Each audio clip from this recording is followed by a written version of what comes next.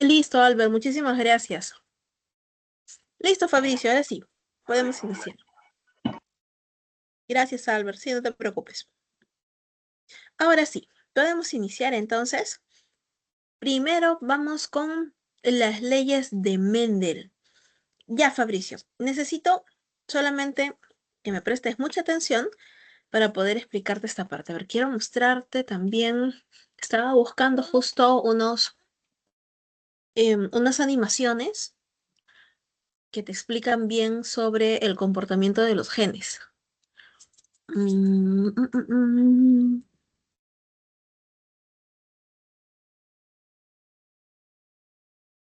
A ver.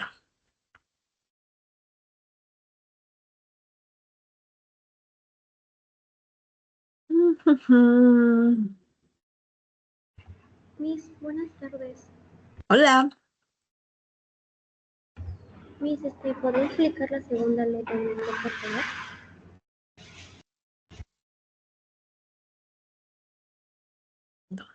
Sí, estoy por explicar justo eso.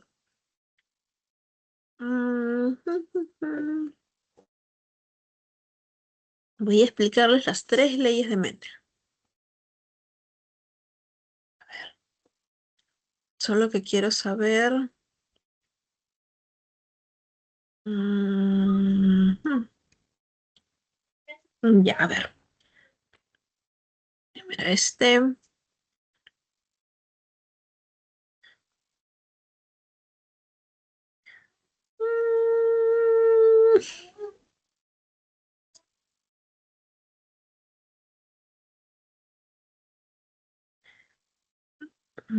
Estaba justo terminando de buscar. Ya.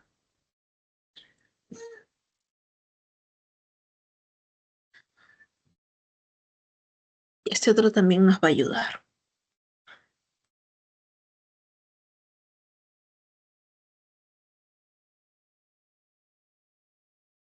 Listo. A ver. Quiero compartirles aquí una pizarra en blanco. No sé si me permite. Moderador, pantalla, ventana, PowerPoint, Excel Live, archivo, no, contenido de web. Ay, no, no tengo opción de pizarra en blanco. No me gusta mucho utilizar el PowerPoint para esto, pero creo que lo vamos a tener que hacer. Ya. Primero, a ver, Fabricio, ¿estamos? ¿Sí? ¿Estamos por aquí? Sí, Miss. Ya, genial. Las leyes de Mendel, se dice que en realidad había más leyes de Mendel, solamente que no se llegaron a descubrir todas, debido a que Mendel, recordemos que frustró su trabajo debido a que no tuvo apoyo. ¿Recuerdan? Todo el mundo bueno, toda la sociedad científica en aquel entonces se empezó a burlar de él, porque dijeron como que, Mendel, que estaba, em, que él estaba fusionando las ciencias naturales con la matemática. Le dijeron que estaba loco, se burlaron de él. Obviamente ustedes saben que la ignorancia es muy atrevida, ¿no? Entonces, ¿qué fue lo que pasó? Mendel, todas sus investigaciones de 8 años, simplemente las guardó para que en algún momento alguien las pueda utilizar. ¿Por qué Mendel es reconocido como el padre de la genética? Porque Mendel, a pesar de que en ese entonces no se conocía ni, no se conocía ni el ADN, ni el núcleo de la célula, ni nada de eso, a pesar de ello, Mendel logró eh, identificar caracteres, factores que se heredaban. Posteriormente, con el tiempo, eso recibió un nombre. Se llamó gen, ¿verdad? ¿Dónde están los genes? Los genes los podemos ver en los cromosomas ocupando un espacio. Recuerden que el espacio que ocupa un gen se llama locus. Pero recuerda que este cromosoma es el resultado del superenrollamiento del ADN. O sea que si yo agarro aquí este cromosoma y lo desenrollo, me va a salir toda la molécula de ADN. Y un fragmento de ese ADN también sería el gen. Este gen, cuando se superenrolla, me va a formar, obviamente, esto en el cromosoma. ¿Sí? Tengamos eso como concepto. Sepamos qué cosa es un gen. Los genes son la mínima unidad que se heredan. Los genes son fragmentos de ADN. Los genes ocupan un espacio en el cromosoma llamado locus. Ahora, estos genes son los que durante el crossing over, recuerdan en meiosis, entre ellos se recombinan, comparten genes. Es un intercambio químico que hay entre cromosomas y por eso los genes se heredan. Obviamente Mendel no sabía nada de esto, pero estudió mucho la herencia. Entonces, ¿qué fue lo que se dio cuenta Mendel? Mendel descubre, por ejemplo, que en las flores, en esta planta llamada, ¿cómo se llamaba? ¿Se acuerdan? Pisum sativum, conocido comúnmente como la arvejita chícharo guisante. Sí, en esta plantita él identifica que, por ejemplo, las plantas que tienen flores blancas eran menos frecuentes que aquellas que tenían flores moradas. Las que tenían flores moradas, ellas eran las más abundantes, ¿ya? Que las que tenían flores blancas. Descubrió que aquellas plantas que tenían el tallo alto, las plantas altas, eran más abundantes que las plantas que tenían tallo corto. Y así fueron 7 características que Mendel estudió. Gracias a eso, ¿y cómo lo estudiaba Mendel? Ah, para eso tenemos que ver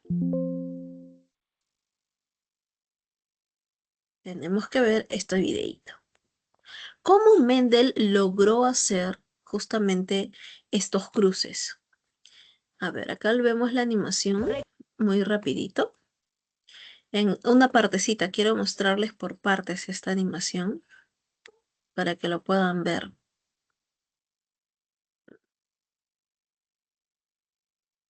Ujú, ujú. Aquí nos están mencionando, ¿no?, que el trabajo de Mendel, cómo fue, y luego fue redescubierto, fue muy utilizado.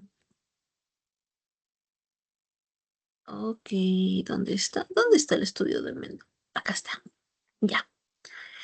Acá está, mire. Estas son las características, ¿no?, de Gregor Mendel que él estudió. El flor morada fueron 7, en total 7 características. El color de la flor, la posición de las flores, el color de la semilla, la forma, la superficie de la semilla, ¿sí? Cómo era la vaina que contiene las semillas, ¿sí? El color y también el tamaño del tallo.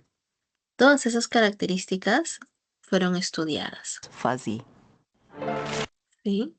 ¿Y cómo fue que lo hizo Mendel?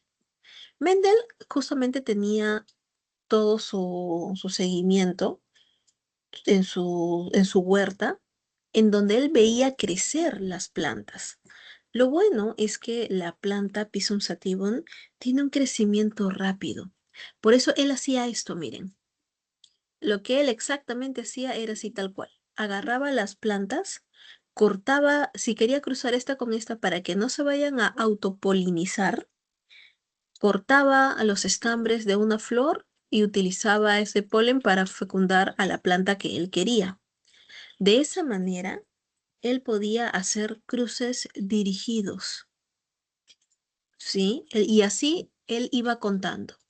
Analizaba los resultados E iba anotando. Ah, ya. Por ejemplo, hasta lograr, si yo tengo por acá, una planta de flor blanca, ¿sí? Si yo tengo por aquí una planta de flor blanca y lo cruzo con una planta de flor morada, pero él estudiaba los parentales de cada uno y decía, esta flor morada viene solo del linaje puro, o sea que sus parentales, sus progenitores que han dado origen a esta planta, también tienen flor morada, morada, púrpura o violeta, como quieran llamarlo, no importa, ¿sí? Ah, ya, entonces al ser de linaje puro, habían caracteres que posteriormente se llaman genes, que se logran heredar. Él descubre que cuando tú cruzas una planta de flor blanca de línea pura y una planta de flor morada de línea pura, cuando tú cruzas ambos, ¿qué vas a obtener? A ver, primero, yo tengo aquí mi primer progenitor, A y A. Hacemos nuestro cuadrito. El segundo progenitor, aquí, A y A. Al hacer nuestro cuadrito, nos damos cuenta que el cruce de líneas puras, ¿qué obtengo? Mira, ¿verdad? ¿Sí? ¿Todos me están siguiendo? Estamos haciendo solamente nuestro cuadrito. Perfecto. Cuando tú cruzas líneas puras, toda la descendencia es 100% híbrida, ¿sí? Híbrido o también llamado actualmente heterocigoto. 100% híbrida y a la vez también 100% con el fenotipo de tipo dominante. ¿Y cuál es el fenotipo dominante? El más abundante. El fenotipo dominante en este caso es la flor morada. Por eso, en este caso, el resultado es que el 100% son flores moradas, flores de color dominante. ¿Se entiende? Ahora, no estamos hablando de que siempre va a ser múltiplo de 4, ¿no? Esto es la primera ley de Mendel. Recuerden que esto se trata de proporciones. Ahorita les voy a explicar. Esto es proporcional. La primera ley de Mendel, entonces, ¿qué nos indica? Que cuando tú cruzas líneas puras, el resultado del cruce de linajes puros es que obtienes el 100% híbridos y de fenotipo dominante. No te olvides. ¿Listo? Esa es la primera ley de Mendel. En la segunda ley de Mendel, ¿de qué se trata? Ah, en la segunda ley de Mendel, ahora vamos a cruzar a los híbridos. En la segunda ley de Mendel, encontramos que si yo tengo mis híbridos, acá están, mira. Yo ya sé que el híbrido genéticamente tiene un gen recesivo, pero también tiene un dominante. Por eso se caracteriza el híbrido. Y cuando yo los cruzo, mira, hagamos el cuadrito. Siempre hay que hacer este cuadrito para no confundirnos. Siempre, nada que, profesora, yo ya sé, nada. A la hora del examen uno está nervioso, se equivoca, es natural. Entonces, cuando hacemos nuestro cuadrito, vamos a encontrar esto. Ah, mira, por aquí encontramos híbrido, otro híbrido, un homocigoto dominante. ¿verdad? Y por aquí el homocigoto recesivo. En la segunda ley de Mendel, ¿qué es lo que me dice? Mi segunda ley es el cruce de los híbridos. Cuando tú cruzas híbridos, vas a obtener un homocigoto dominante, dos híbridos y un homocigoto recesivo. Ah, pero aquí hay que tener en cuenta algo. A ti te pueden preguntar por el genotipo, pero también te pueden preguntar por el fenotipo. Si te preguntan por el genotipo, ¿tú qué dices acá? Ah, el genotipo, o sea, los tipos de genes. Tengo uno de cuatro, es decir, un cuarto. Un cuarto en porcentajes, ¿cuánto es? 25%. Ujú, exacto. Tengo 25%. A ver si lo puedo escribir. Ujú, 25% homocigoto dominante. Ya está. 25% homocigoto dominante. 2 de 4 son híbridos. Por lo tanto, 2 de 4, un medio, es decir, 50% son híbridos o heterocigotos. ¿Sí? Heterocigotos. Y por último, 1 de 4, nuevamente, es decir, 25%, van a ser nuevamente homocigotos. Ah, claro, de línea pura, sí, pero en este caso ya sería el homocigoto recesivo. Ajá. Pero y ahora, si a ti te piden el fenotipo, te dicen ya, está bien, perfecto, ya sabemos cómo son sus genotipos, pero ¿cómo se ven?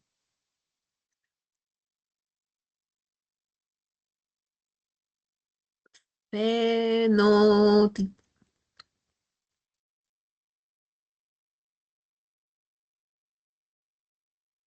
Cuando analizamos el fenotipo, estos tres individuos que acabo de señalar en morado van a ser con flores púrpuras o violetas. Sean, independientemente que sea un híbrido o que sea homocigoto dominante, ¿me entienden? El fenotipo es dominante.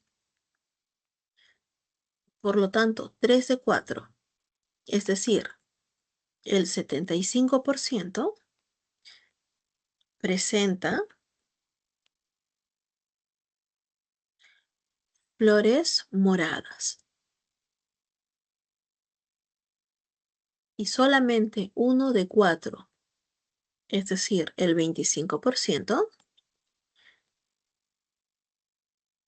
presenta, ay caracho, las flores blancas. Ya, ustedes me entienden. ¿Entendido? Repito, es muy distinto que te pidan genotipo a que te pidan fenotipo. Y eso sí es cultura general, Fabricio, por si acaso. Eso sí te pueden preguntar. Genotipo y fenotipo. Genotipo no lo ves, ¿sí? El genotipo no se observa. El fenotipo sí. El fenotipo sí se puede ver. Por ejemplo, si ustedes me ven a mí, ya, tú me ves a mí de piel morena, de piel trigueña, cabello negro, oscuro, ojos oscuros, y tú, ah, la profesora tiene un fenotipo dominante. Soy de fenotipo dominante, ¿ya? Pero tú no puedes saber si yo soy híbrida o si soy homocigota. Ahora, si yo te cuento que mi mamá es morena, de cabello negro, de ojos oscuros, y mi papá es una persona de piel blanca, cabello claro, ojos verdes. ¿Es posible? Claro, claro que es posible. Solo que los genes de mi mamá obviamente son los dominantes y yo heredé ese fenotipo. Pero ¿cómo sería mi genotipo? Híbrido, ¿sí o no? ¿Sí? ¿Se entiende? Sí, profesor. Ya, hasta ahí vamos bien entonces. Perfecto. Tenemos que tener en cuenta eso. ¿Sí? ¿Qué cosa es fenotipo y genotipo? Nuestra segunda ley de Mendel justamente trata de eso. De que cuando tú cruzas híbridos, ojo, aquí estamos viendo el famoso cruce de híbridos. Cuando se cruzan los híbridos, es lo mejor para la variabilidad genética, porque mira toda la variedad genotípica que tengo. En cambio, en la anterior, mira, en la primera ley, cuando cruzo líneas puras, ojo, recuerda, esto es el famoso cruce, el cruce de líneas puras, los famosos homocigotos. Cuando tú cruzas líneas puras, ¿qué obtengo? Nada, todo igual. 100% híbrido y 100% el fenotipo dominante. Ah, interesante. Todos con fenotipo dominante. Todos con genotipo híbrido. Todo es lo mismo.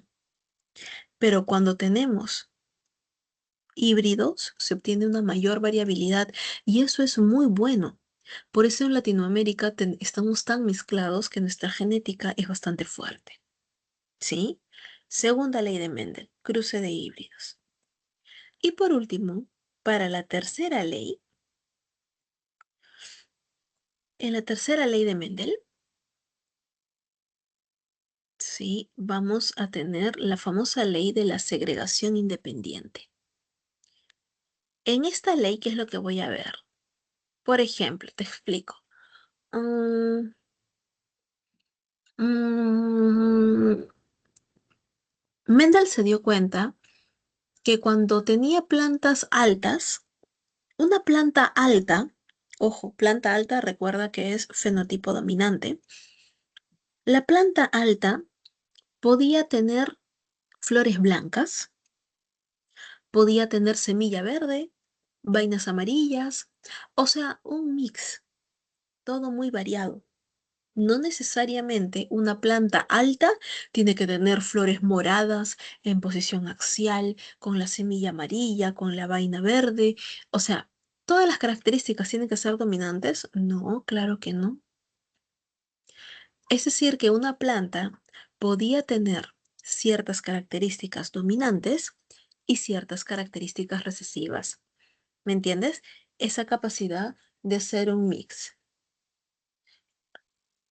Sí, esa capacidad de poder hacer, de que un individuo tenga una mixtura de características. ¿Entendido?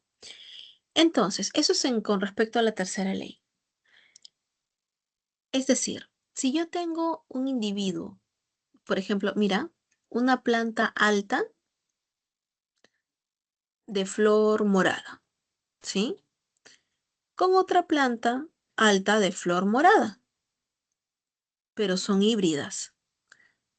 ¿Qué yo obtengo de aquí? Aquí nuestro cuadro, ojo, son dos características distintas.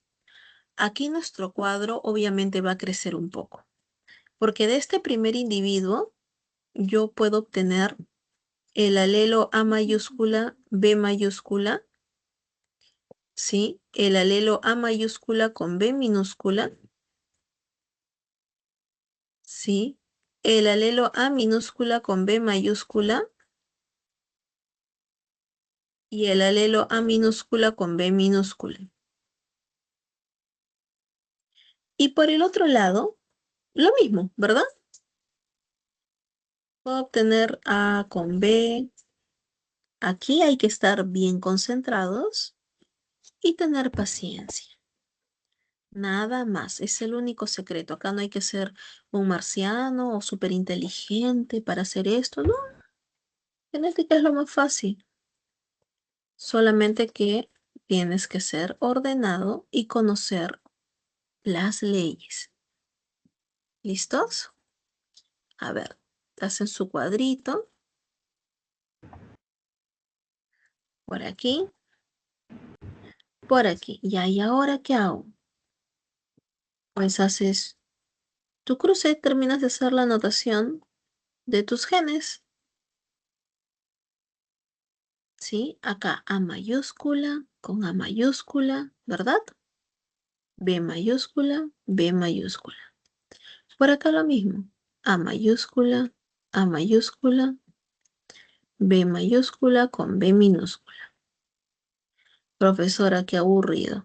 Cuando agarres práctica, ya vas a saber qué cosas se pone en cada uno de ellos.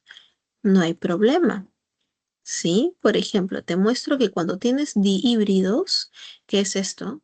Ojo, esto se le conoce como el cruce de dihíbridos.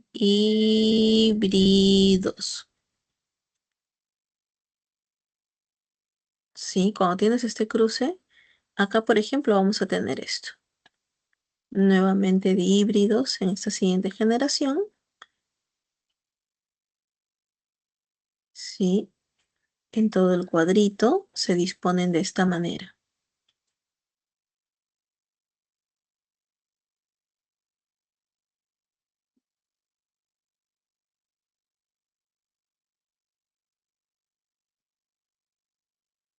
Tarán, tarán, tarán, tarán. Tarán, tarán, tarán, tarán.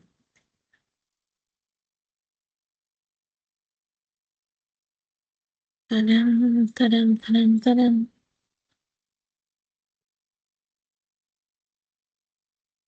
Tirín, ti. ¿Ya ven? Así nomás. Aquí el que pierde paciencia, pierde vacante. Recuerda que una pregunta puede hacer la diferencia. No sé si alguna vez les ha pasado eso, que han postulado y no ingresan porque les faltó media pregunta o un cuarto de pregunta, cosas así. Terrible. A mí me pasó 2 veces. Pero ya, listo. ¿Y acá qué es lo que yo voy a obtener? Recuerda que en este cruce de híbridos estábamos trabajando con qué características. Estábamos trabajando con la característica de planta alta, flor morada, ¿verdad? Sí, todos. Obviamente vamos a encontrar algunas que tienen planta baja, de tallo corto y de flores blancas.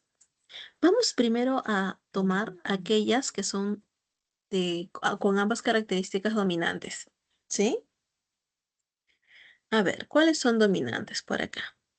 Este es dominante, fenotipo, ¿ah? Fenotipo dominante. Fenotipo dominante, fenotipo dominante, fenotipo dominante, fenotipo dominante, dominante, fenotipo dominante. Ambos dominantes. Este, este, este, ¿verdad? ¿Cuántos en total? 9. Ojo, estamos hablando aquí de fenotipo, ¿sí? 9 con ambos dominantes. Ahora, mira, primera dominante y segunda recesiva. Primera dominante y segunda recesiva, es decir, planta alta de flor blanca. ¿Ves? Planta alta de flor blanca. Y por acá también, planta alta de flor blanca. Tenemos 3. De igual manera, vamos a ponerlo con otro colorcito. Mira, planta enana de flor morada. Planta enana de flor morada. Planta enana de flor morada. 3 también. Y por último, solo una planta enana de flor blanca. Y aquí es donde sale la proporción 9331. Es una proporción que trata sobre el fenotipo de la descendencia. La tercera ley de Mendel, recuerda, aparte que es un cruce de híbridos, se trata sobre la segregación independiente. ¿Qué significa eso? Que no porque una planta sea alta, va a tener todas las características dominantes. Es decir, y esto también lo vemos en el humano. Por ejemplo, en Brasil, en donde tienen una gran diversidad y cruces interraciales, donde no hay temas de discriminación, encontramos, por ejemplo, personas de piel blanca con el cabello frisado, con cabello, personas de piel morena, mulata, con cabello lacio castaño. Es decir, que hay características que no son obviamente obligatorias. No siempre una persona de piel morena va a tener cabello frisado o crespo, cabello negro, ojos oscuros. ¿Se acuerdan? Creo que ya vamos, ¿no? Haciendo memoria de algunos fenotipos, algunas personas que tienen fenotipos muy especiales, que tienen bastante cruce. Recuerda, mientras más híbridos son, mayor variabilidad genética vamos a encontrar. De eso se tratan las tres leyes de Mendel. ¿Sí? ¿Quedó claro? ¿Se entendió bien, Fabricio, Angie? Sí, Miss, bien. lo que acaba de explicar de la cruce de los díbridos es la segunda ley, ¿verdad? Los híbridos se entiende como una tercera ley de Mendel, realmente. Ahorita te muestro. Suavecito.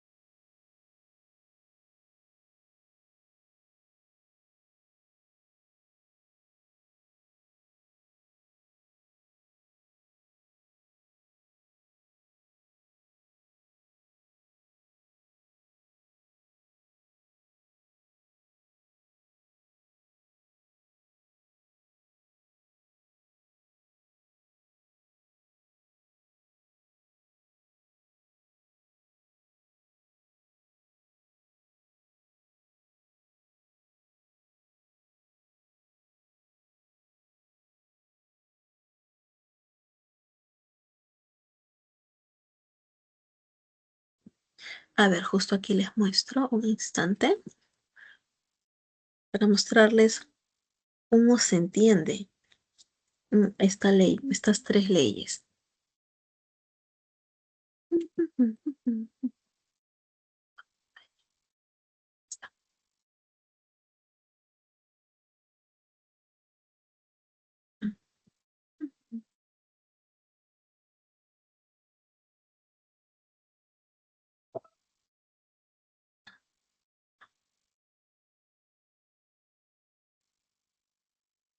Ya está. Ajá. Las características de Mendel. Ya, la primera ley de Mendel, que es el cruce de las líneas puras, sí, de la proporción fenotípica. La segunda ley que nos menciona justamente esto del 9331, pero acá, a ver un ratito. mm, ya, lo que sucede es que aquí en el tema de la primera y segunda ley que yo les acabo de mostrar se entiende como la primera ley de Mendel aquí, ¿sí? Y la tercera ley de Mendel, que es el cruce de los híbridos, es esta segunda ley de Mendel. Solo que aquí en la pre, como vemos los temas cortos, cuando lo vemos disgregado, se ven así las tres leyes de Mendel. Pero cuando lo vemos fusionado, todo lo que se trabaja con un solo gen, esto de aquí, se fusiona. Y cuando trabajamos con dos genes, que es la ley de la segregación independiente que les digo, es la segunda ley de Mendel. Y en admisión también es normal, o sea, igual que el de la pre o el, como usted dice, primera, segunda y tercera.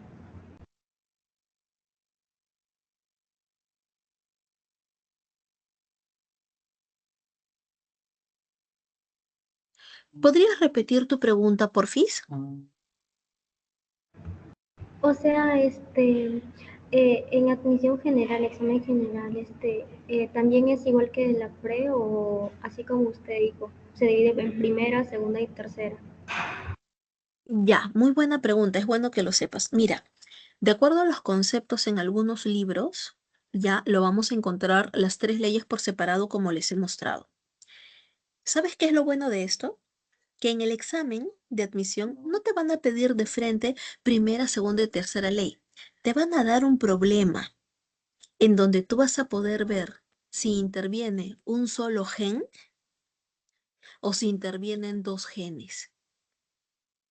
O sea, a la hora del examen, cuando te ponen los problemas o el ejemplo para que identifiques la ley de Mendel, no vas a tener este tipo de dudas, ¿no?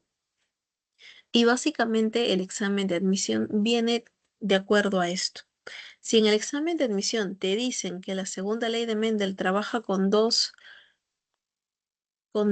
genes, listo, segunda ley de Mendel. Porque usualmente en los exámenes no te piden directamente el concepto y qué ley de Mendel es esta, sino te dan problemas de genética para que lo desarrolles. Usualmente es de esa manera las preguntas. Así que por ese lado no tengan miedo, pero es importante que sepan si por A o B en el examen de admisión, porque sabemos que a veces vienen cosas un poco más extensas en el examen de admisión, ¿verdad? Si en el examen de admisión viene de que la tercera ley de Mendel, ya. Si te hablan de tercera ley de Mendel, de ley es con los dos genes, esto de acá. Pero también te pueden decir que la segunda ley de Mendel trabaja con dos genes. Y no está mal. A nivel preuniversitario se ve primera ley de Mendel con un gen y segunda ley de Mendel dos genes. Tal cual como está en el centro pre.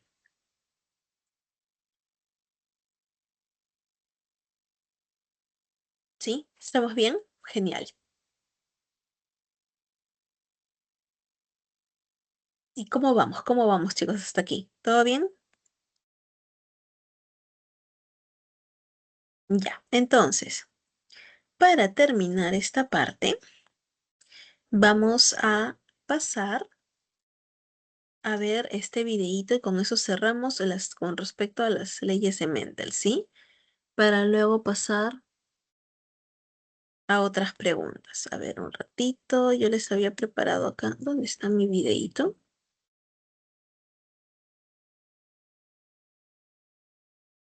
¿Dónde está mi videíto?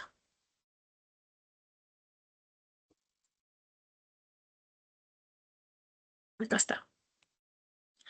A ver, denme un instante, por favor. Le voy a poner como siempre sus subtítulos. Ay, comerciales. Odio los comerciales. Ay, odio los comerciales. Ya, un ratito, por favor. Me desesperan.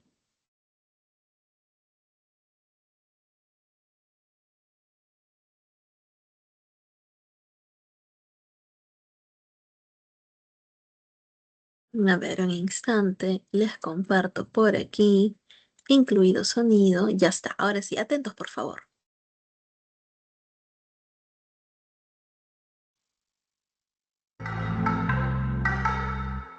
The study of genetics is incomplete without understanding the laws put forth by Mendel. After his experiments of monohybrid and dihybrid crosses, Mendel concluded that these are certain factors which are passed from one generation to the other. But he explained this better with the help of his first law in genetics. The first law in genetics is called the law of segregation. To understand this law, we first need to understand the concept of alleles. We know that genes, in simple terms, are the units of heredity that carry genetic information. Alleles are nothing but the different forms of genes. Let's take a simple example to understand this. Assume we have these two chromosomes. Here we have genes for the character height. Can you tell me which genes could possibly be present here? We can have either both capital TT or both lowercase tt. And we can even have one capital and one lowercase tt as the gene set. Now here, the individual T, that is the single gene, is nothing but the allele. So the alternative form that is either dominant or recessive is called allele. In simple words, one single T or T is an allele. Now that we know what alleles are, let's try to understand the law. There are different definitions you will find for this law, but let's pick the simplest one. It says that during gamete formation, the alleles for each gene segregate from each other such that each gamete formed carries only one allele for each gene. It may still sound a bit confusing.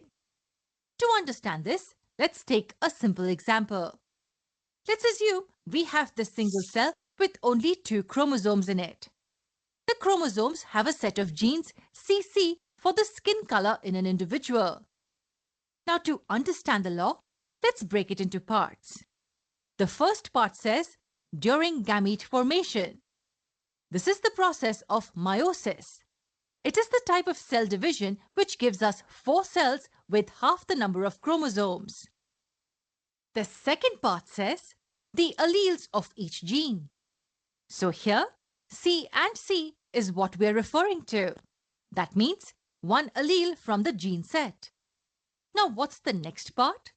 The next part of the statement is segregate from each other. This means the alleles will separate. They will not remain together in the process. And now comes the last part. It says that one gamete carries only one allele for each gene. Now this part means that at the end of the meiosis process, we will get 4 cells such that each cell will have only one allele in it. So here, 2 cells will have capital C and the other 2 cells will have the lowercase c allele. Thus, each gamete gets only one allele.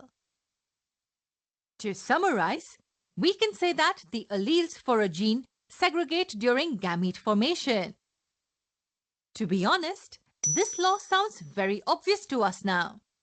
It's like having a big book with many chapters in it, and then we make smaller books for each chapter.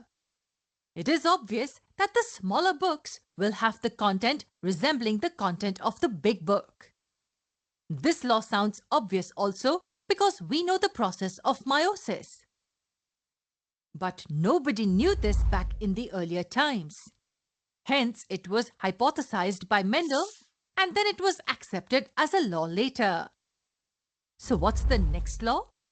It's the law of independent assortment. Does this mean that the genes assort independently? Or is there anything else that the law specifies? Let's find that out in the next part. There is one common thing among sea waves, dust particles, and a dice roll on the floor. Any guesses what that common thing could be? It's randomness. Randomness is commonly found in nature and in several things around us. But can you state an example of randomness that occurs inside us? Though our body seems to be organized, there are a few processes that have no fixed pattern. One of the processes is that of the alignment of chromosomes on the metaphase plate. Let me elaborate. Imagine this to be a cell that's about to undergo division. For now, let's assume it's undergoing meiosis. We know that during cell division, a stage named metaphase is reached where the chromosomes align themselves on the equatorial plane. In other words, on the metaphase plate. So can you tell me how these chromosomes will align before they line up on the plate? Will all the red chromosomes from each pair line up on one side, or will they align in an alternate manner? Or maybe like this? Or will the alignment be like this? There are numerous ways in which this can happen. And this is random. There is no fixed pattern or a principle of sequence that the chromosomes follow when they align. Now, if the chromosomes get separated randomly, it's obvious that the genes present on them will also get separated randomly. So let's say this pair has the genes capital A and lowercase a. This pair has the gene set capital B and lowercase b, while this one has capital C and lowercase c on it. We are considering all the sets to be heterozygous in order to understand the concept better. So when the chromosomes get separated in the respective cells, it's obvious that the genes will assort independent of each other.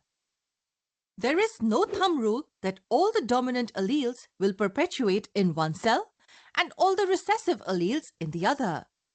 They can assort independent of each other. This is exactly what Mendel had to say in his second law of genetics. It's named the law of independent assortment. The law says that genes for the different traits assort independent of each other during gamete formation. Let's understand this with the help of this cell. The first part says genes for different traits. This means we are addressing the genes which represent diverse traits. So here we have the gene sets AA, BB and CC on these respective chromosomes. These are the genes for different traits. Now the second part states assort independent of each other. This means the genes will not have a fixed pattern to follow when they segregate in the cells. So here the alleles of the gene set AA will assort independent of the other two gene sets. It's not mandatory that all the dominant alleles will get assorted in the cells together. So the allele capital A can get assorted with any allele from the gene set BB and CC. And that's the reason why we get the gametes with different possible combinations at the end. To quickly review, the assortment of alleles is purely random and does not have a predictable and fixed pattern during the process of gamete formation. That is what the law says. There can be more possibilities of obtaining different combinations depending upon how the chromosomes align themselves on the metaphase plate. Now tell me, which type of a cross will help us understand this law better? A monohybrid cross or a dihybrid cross? Think about it. Let me help you with this. If it's a monohybrid cross, then there will be no independent assortment of the different alleles. And why is that so? That's because we are considering only one character at a time. So we will be dealing with a single gene set. And thus, this law is best understood when there are more than one character studied at a time. This is nothing but the dihybrid cross or higher crosses which involve more characters. Now that we're well versed with the first two laws of genetics, let's have a look at the third law in our upcoming part.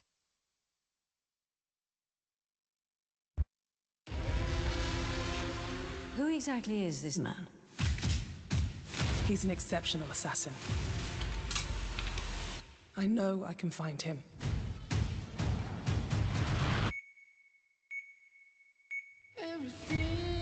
We must eliminate him. I like to win. So do I.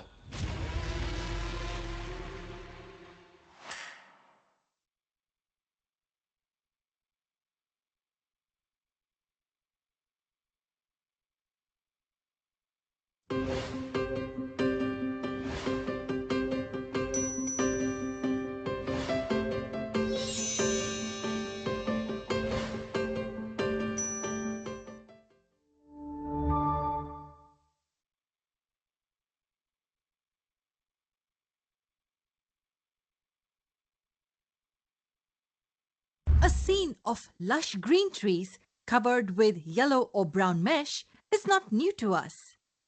We have come across it many times. Any idea what this mesh is all about?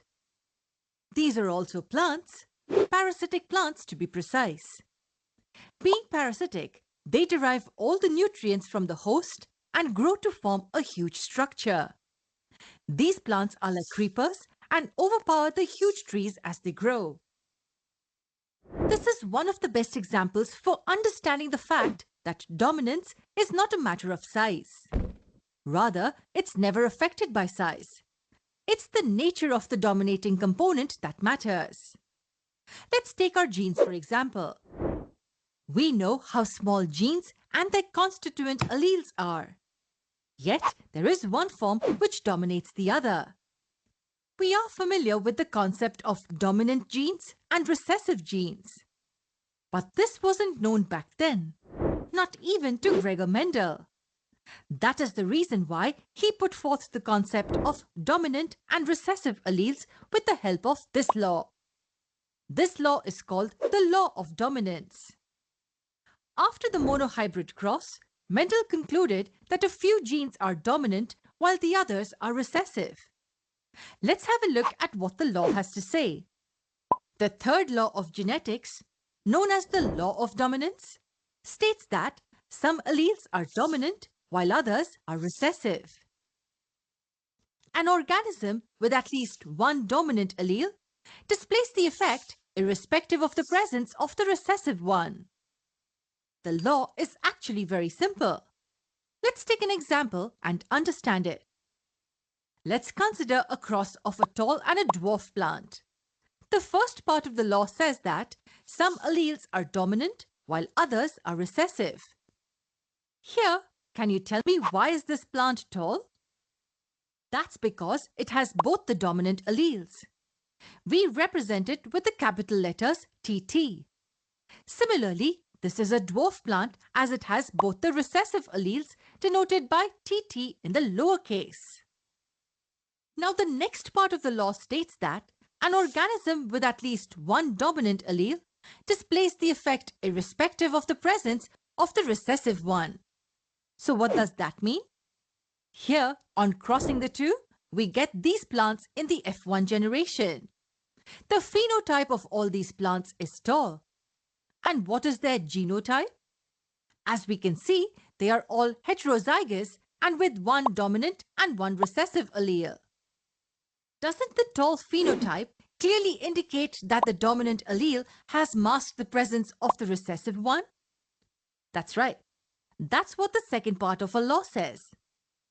The presence of a single dominant allele is enough to express the trait phenotypically. And what if both the genes are dominant? It's obvious that the phenotype will be dominant. The law states at least one dominant allele, which means if one or even both the alleles are dominant, then we get the respective dominant phenotype. Now let's cross this F1 generation to check whether we have understood the law correctly.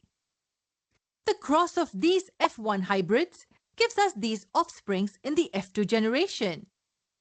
Can you help me with the phenotype and the genotype of these offsprings?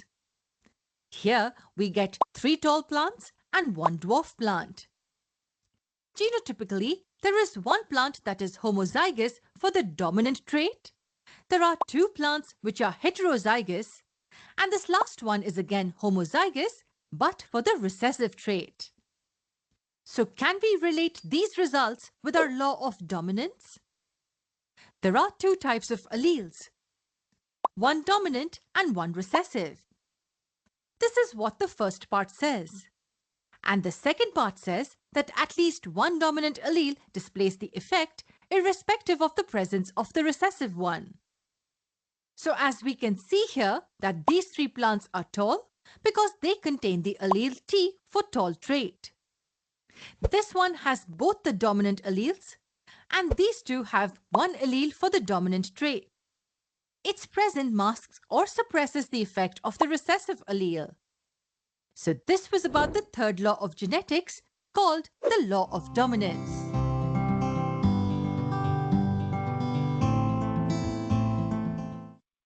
Convertir tus puntos a millas cuenta para viajar. En tu día, cada milla cuenta. Nueva Simple Extra Perfector Essence. Microcápsulas de perfección para un aspecto fresco y ligero de CoverGirl.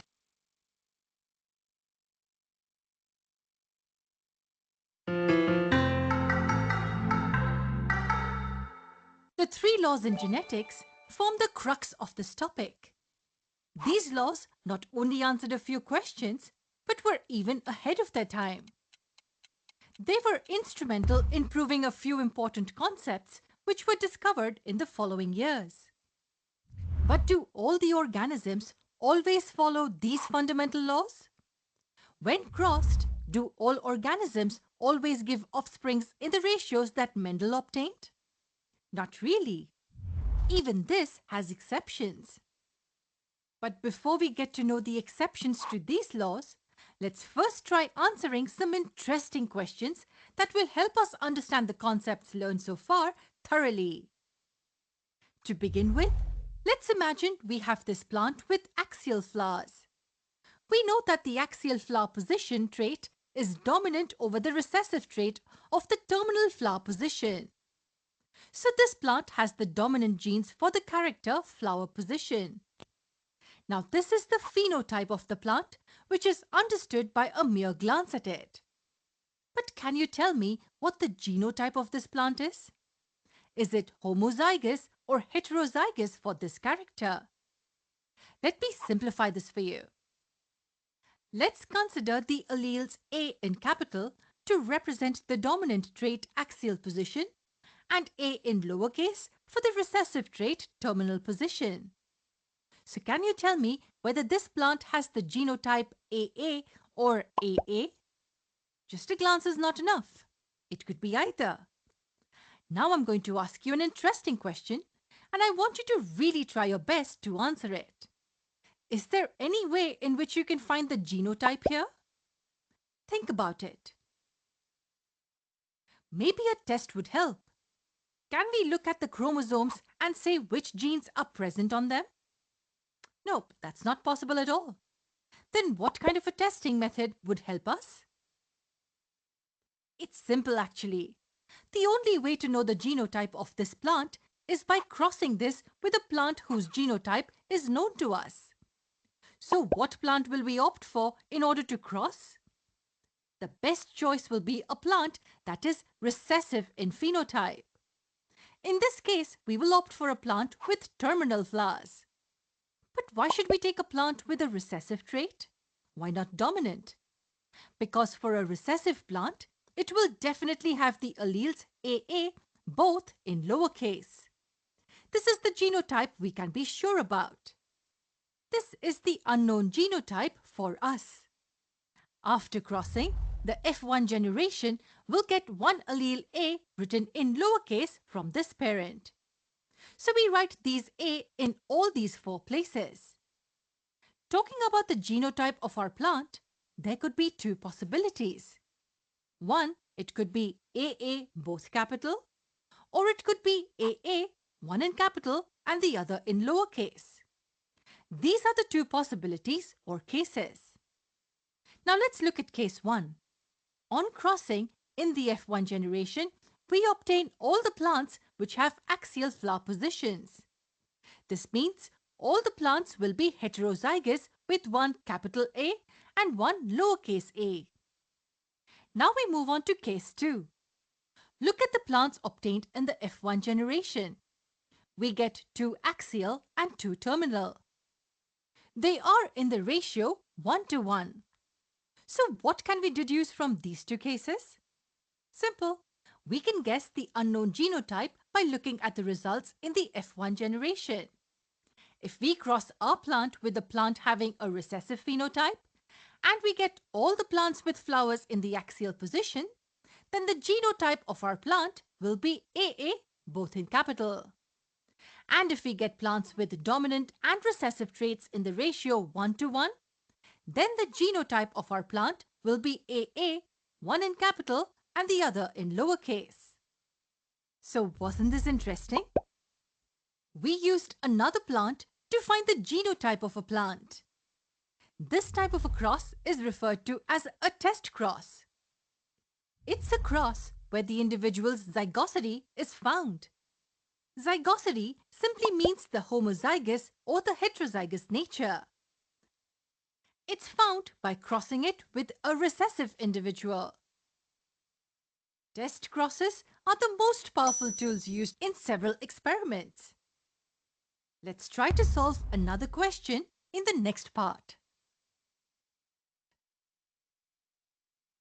Phenotype and genotype are the important concepts which we know pretty well. Now, can you tell me how many phenotypes are obtained on crossing a homozygous plant having round and yellow seeds with another homozygous plant having wrinkled and green seeds? We want the number of phenotypes and not the ratio. Let's crack this together. The first thing we need to note is that we are looking at two characters, seed shape and seed color. We are crossing this plant with the one having wrinkled and green seeds. So isn't this a dihybrid cross? Yes, it is. Now let's get to the next step. We are supposed to calculate the number of phenotypes obtained. On crossing these, the F1 generation, as we know, will always have all the dominant characters expressed. This is because the F1 hybrids are all heterozygous in nature. So there's just one phenotype of the F1 generation, that is round and yellow in this case. What about the number of phenotypes in the F2 generation? If you remember the table of any dihybrid cross, we obtained the phenotypic ratio 9:3 to 3:1. Take a moment to go through this table that we'd seen previously. What will be the number of phenotypes in the F2 generation? As there are 4 different varieties of plants, we can say that there are 4 phenotypes.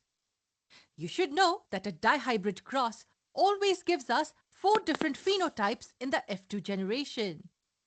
Now let's make it a bit more interesting. Can you tell me what's the genotypic ratio obtained in the F2 generation after a dihybrid cross? 9:3 to 3:1 is the phenotypic ratio. You can pause the video and try finding the genotypic ratio of these offsprings. The answer is tricky. The genotypic ratio obtained for the F2 generation is this. Huge, isn't it? Why is it so big? It's because there are 9 different genotypes according to the table. Study of genetics is indeed very interesting. Now, can you answer one more question that Nora has for you? She wants to know which cross or crosses explain the law of independent assortment. Think about the law first. It states that genes for different traits can segregate independently during gamete formation. Now, if we consider a monohybrid cross, then the event of assortment of genes is ruled out as there's only one pair considered at a time. However, when there are 2 or more genes involved, as we can see in this case, the dominant and the recessive alleles of the different genes assort independent of each other. That is the reason why we get 4 different combinations at the end. Thus, this law is best understood when we study dihybrid or higher crosses which involve more characters. D is the best answer. We have been talking about dihybrid crosses and dihybrid ratios since quite some time. Now let's try cracking just one simple question related to a trihybrid cross in the next part.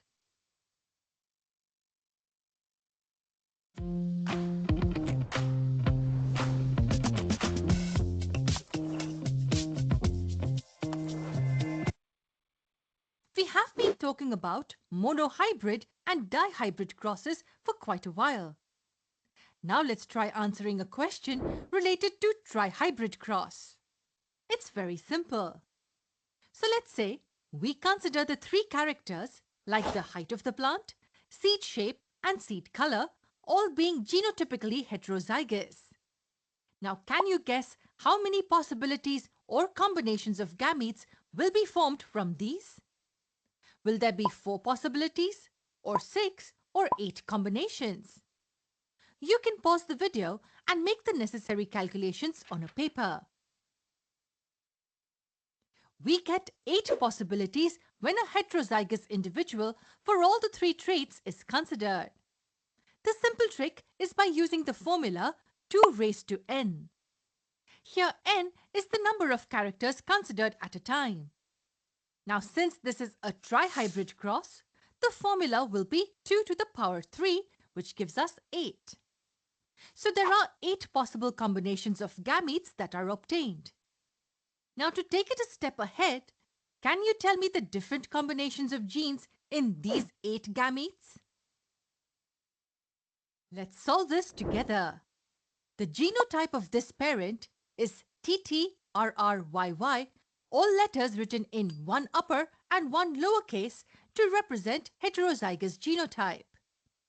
To get the gametes, we take the help of the law of independent assortment. According to the law, the alleles for different genes will assort independent of each other. So in simple words, the alleles T and T will assort independent of the other alleles R and R and even Y and Y. That means the T can be assorted with either R or R and similarly with either Y or Y. There is a simple way to find the combinations. We write the letters capital T and lowercase t 4 times each. Why do we write it 4 times? That's because we know that each allele has the possibility of assorting with all the remaining 4 alleles. So we write the letters T and T like this. Now the second set of genes can be assorted in an alternate fashion written twice. So we write capital R here and here, followed by R in lowercase twice. We repeat the same procedure with the T allele written in lowercase. Now comes the last allele set. Any idea how will this be assorted? Well, it's quite simple. The last set will be written in single alternate fashion. That is, Y in capital followed by Y in lowercase. This is done one after the other to find all the gametes. So a total of 8 gametes, or combinations to be precise, are obtained in an individual that is heterozygous for all the 3 traits. Now let me ask you an extremely interesting question.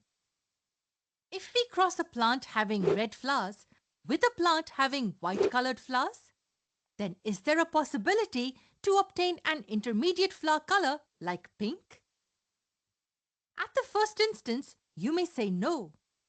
Most of us would think that the plants in the F1 generation can either be red or white depending upon the dominant trait.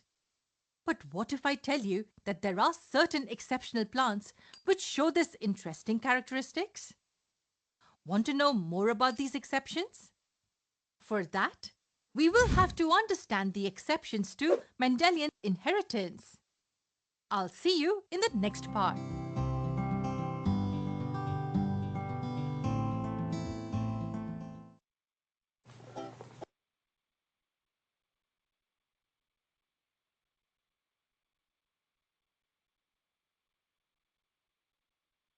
Ya chicos, sí, en este caso hemos visto incluso hasta con 3 genes, ¿verdad? Y es que el cruce que se puede dar, recuerden que, bueno, los seres vivos tenemos no 1 o 2 genes, tenemos muchísimos genes, ¿verdad? Y en estos casos vemos, por ejemplo, para la gente para la gente que corresponde a lo que es del área de ciencias básicas o ciencias de la salud, les puede venir con 2 o incluso hasta 3 genes, pero no ejercicios complicados realmente, ¿sí? Pero sí para que lo tengan ustedes en cuenta. Por eso luego ya de la explicación detallada que dimos al inicio de las leyes de Mendel, les puse ya estos videitos. Listo, muy bien, ahora sí. Espero haber podido abarcar todo el tema con respecto a las leyes de Mendel. Y vamos ahora sí con la pregunta de Araceli. Araceli, muy buenas tardes. A ver, voy con tu pregunta.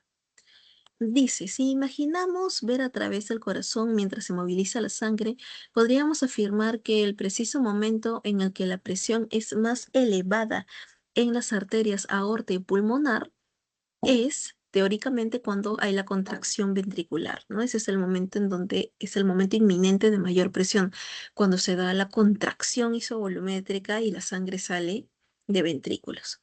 Vamos a ver cuáles son las claves que nos indican. Las aurículas están vacías y con baja presión. Aurícula vacía, pero es presión, contracción máxima. Las válvulas sigmoideas están abiertas. Ya se abren, pero para la salida a nivel de las venas. Las venas cavas llevan sangre al ventrículo derecho. Venas cavas. Las venas llegan a las aurículas, no a los ventrículos, por concepto de cerrado. Los ventrículos están llenos de sangre y con alta presión. Ventrículo lleno de sangre y alta presión no indica que es el momento preciso de presión a nivel de arterias. O sea, la sangre todavía no llega a las arterias. Y el ventrículo, los ventrículos están vacíos, ya, y con baja presión. Por eso acá te dicen, ¿no? Claro, tal cual como les mencionaba. Cuando la sangre te dice ha salido de ventrículos y pasa a las arterias, es ahí cuando la presión llega a su máximo punto. Las válvulas sigmoideas tienen que estar cerradas para evitar el retorno de la sangre. Los ventrículos tienen que estar vacíos. Al momento de la contracción isovolumétrica es el máximo, el punto inminente final es cuando ya el ventrículo está vacío. Recuerden que en ventrículos siempre vamos a tener un poco de sangre residual. De todas maneras, hay sangre residual, ¿no? No es que van a estar completamente vacíos. Por ello, la sangre vuelve a fluir desde aurículas a ventrículos y el proceso empieza nuevamente tal como les están describiendo aquí. Por ello, ¿cuál marcarían? Ventrículos llenos, sangre, alta presión. Aquí la presión no se está dando en las arterias que te están pidiendo. Aquí la presión se está dando a nivel de los ventrículos. Perdón. Entonces, por eso la clave tendría que ser ventrículos vacíos, porque la tercera es incorrecta por concepto, la sigmoidea también es incorrecta por concepto, y las aurículas vacías con baja presión de igual manera, ¿no? Incorrecto por concepto. La clave de esta pregunta sería la letra E. Ventrículo vacío que ya ha eyectado toda la sangre ventricular. Recuerden que lo que sale de los ventrículos son arterias. Arteria aorta y la arteria pulmonar. La arteria pulmonar que lleva sangre venosa hacia los pulmones para la circulación menor. ¿Sí? Por ese motivo, Gabriela, en la 118, la clave correcta sería la letra E. De igual manera, yo ya les había pasado un videíto sobre el recorrido de la sangre. Araceli, ¿sí lo viste? El recorrido de la sangre en el corazón. Muy buenas tardes. Bueno, no lo vi, pero más que nada quisiera saber por qué sería la E, porque yo también estuve entre la D y la E, y así cuando me lo explicó con sus palabras no entendí muy bien. Quisiera, por favor, me lo podría graficar, ¿no? Porque se me complicó esa pregunta. Ya, está bien. Sí, justo iba a ello. Justo iba a ello, no te preocupes. A ver, ahorita te lo explico. Lo que sucede es que en el corazón, recuerda que las aurículas, ahí está, mira, ahí, esos son los ventrículos, mira. Ventrículos se llenan de sangre. Y ahí, aurículas. Esta es la aurícula derecha, la aurícula izquierda. Ventrículo derecho, ventrículo izquierdo. ¿Sí? Sí. Ya. Ahora, si te lo coloco en un gráfico, esto se vería más o menos así. Y de esto sí ya tenemos gráfico, si lo puedes ver, genial. A ver, si no, acá te lo vuelvo a hacer, mira. El corazón, tirín, tirín, tarán, tarán. Este es rojito para acá.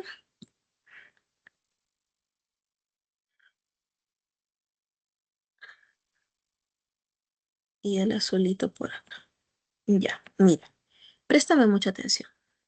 El corazón humano, tú sabes que tiene sus 4 cavidades, 2 aurículas y 2 ventrículos. Préstame atención. Del cuerpo, ya, de todo el cuerpo, de los órganos, de los tejidos, se recoge toda la sangre con CO2, toda la sangre con CO2 y se lleva, te dibujo 4 porque son vena cava superior y venas cavas inferiores. Esta es la aurícula derecha.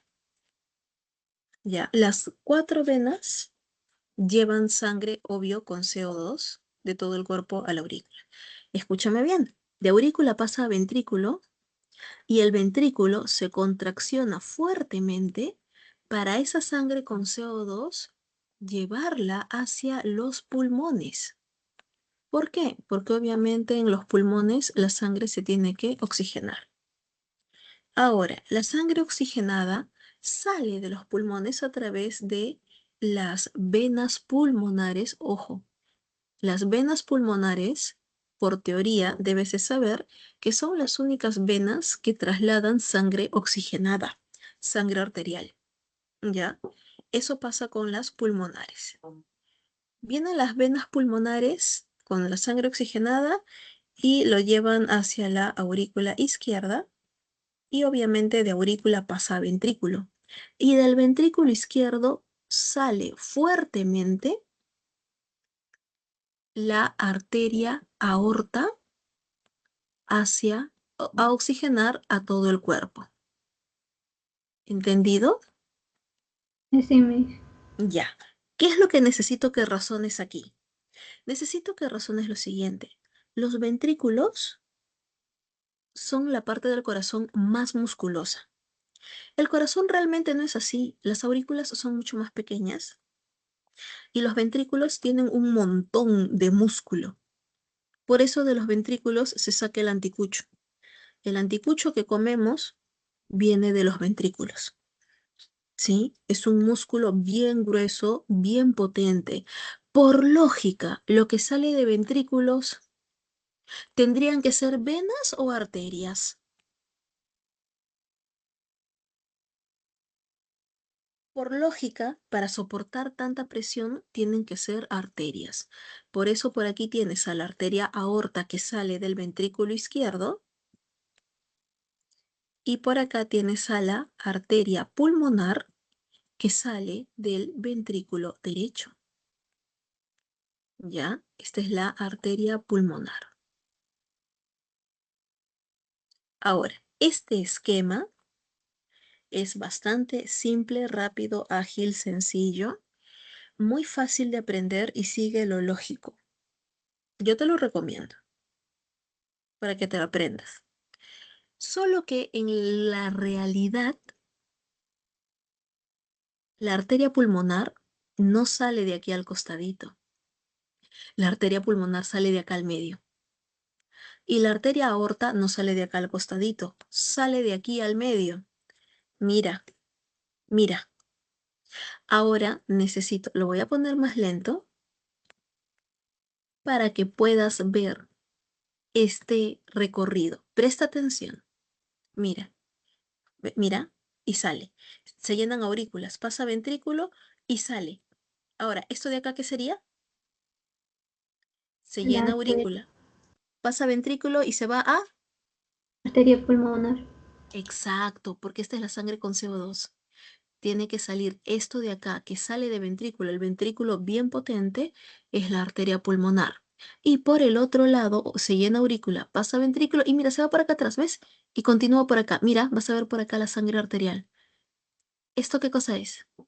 Por aquí llegan las venas pulmonares con la sangre oxigenada, llena el ventrículo se contrae y sale por acá atrás. Esa que va por acá atrás va a ser la aorta, que va a llevar la sangre oxigenada a todo el cuerpo. Recuerda que a esto se le conoce comúnmente, o sea, esta ruta de acá, esa ruta se le conoce como la circulación menor,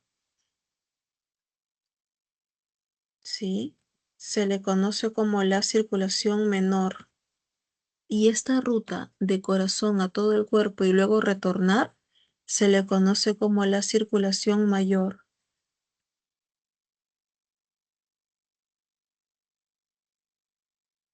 ¿Entendido? Sí, Miss. Sí, ahora sí. ¿Mejor? Sí, Miss. ¿Entendiste? Pero ¿eso influye algo en las presiones? ¿Perdón? Influye algo en las presiones porque ahí dice que los ventrículos se llenan, digo, y lo mejor quedan vacíos, así dice, y tienen una baja presión, algo así dice la Ya. pregunta. Ahora ya te entendí. Ahora, mira, ¿dónde está el ciclo? Aunque creo que en este video también se puede ver bien el ciclo cardíaco. A ver, hoy otra vez.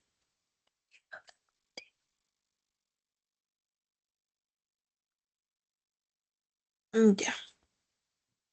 Y ahora sí lo vamos a poner a la velocidad normal. Normal. Ya. Ahora sí. ¿Ves?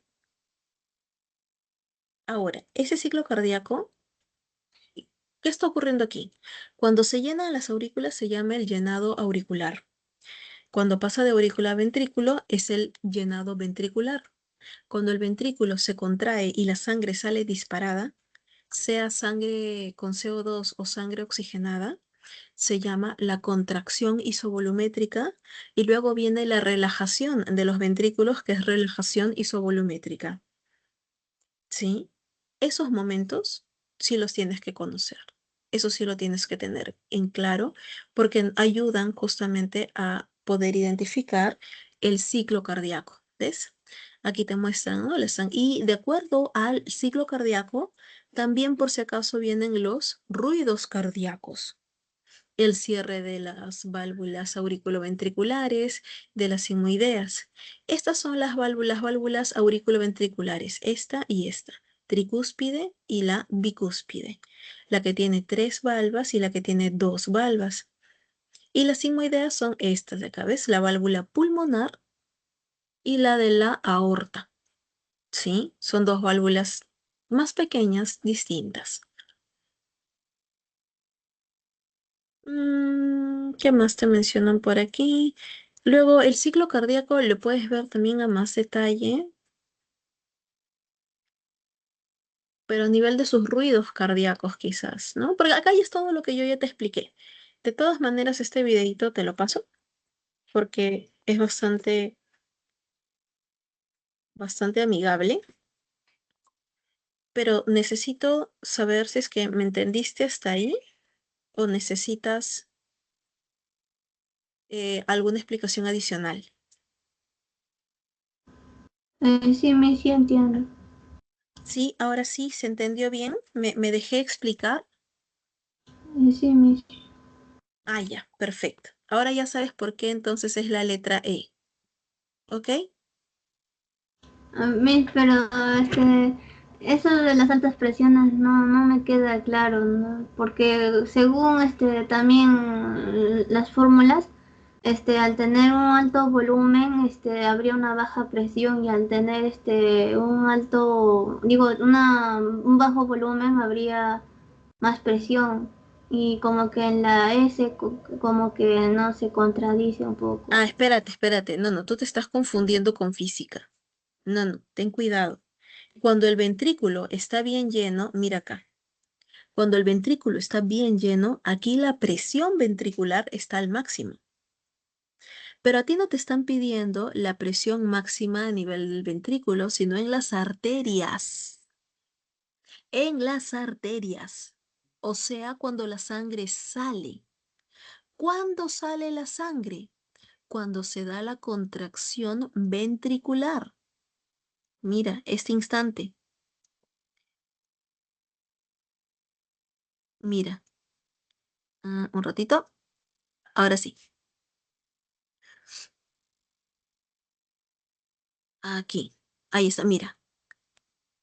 Este preciso momento en donde las sangres ya se están yendo, la presión aumentó al máximo en las arterias,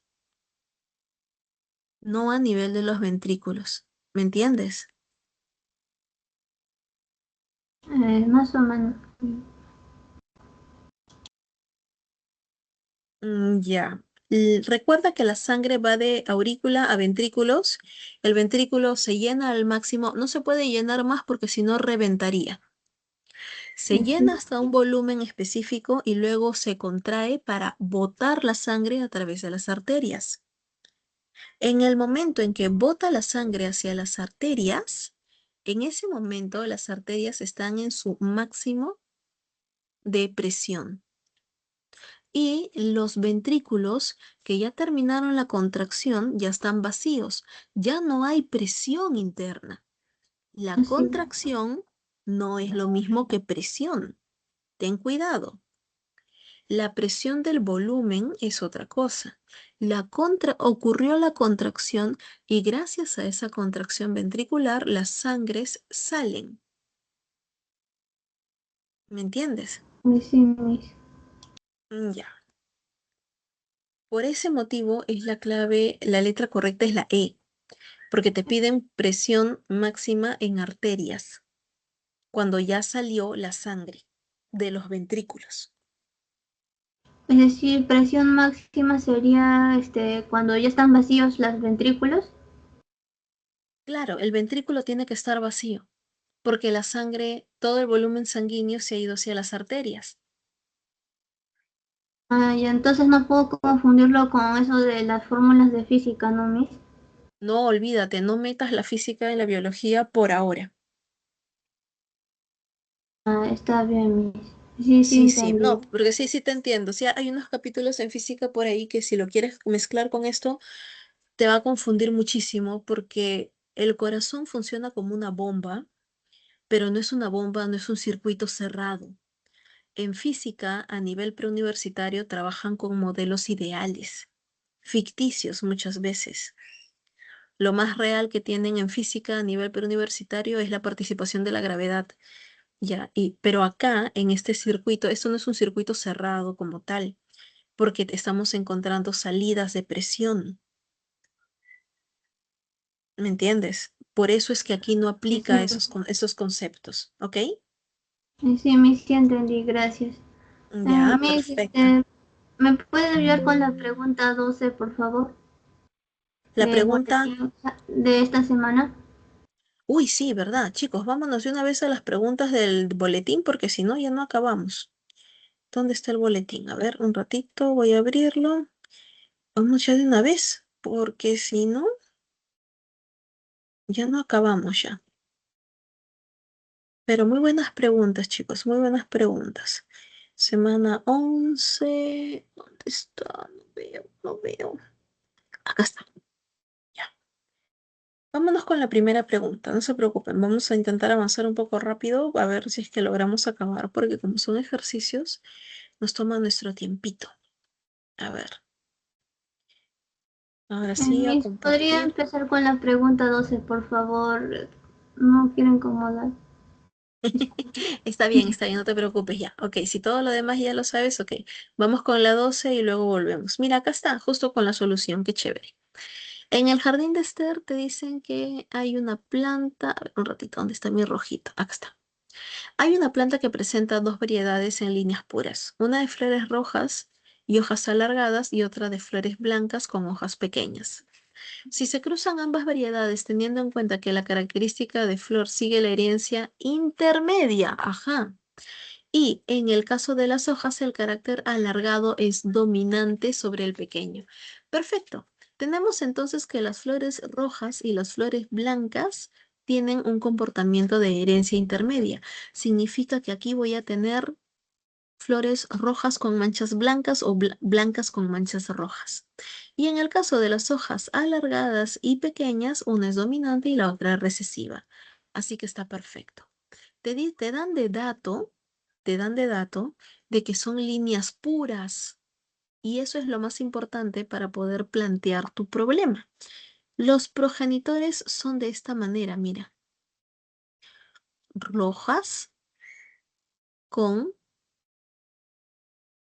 hojas alargadas, flores blancas con hojas pequeñas. ¿Entendido? ¿Qué pasa cuando tengo líneas puras?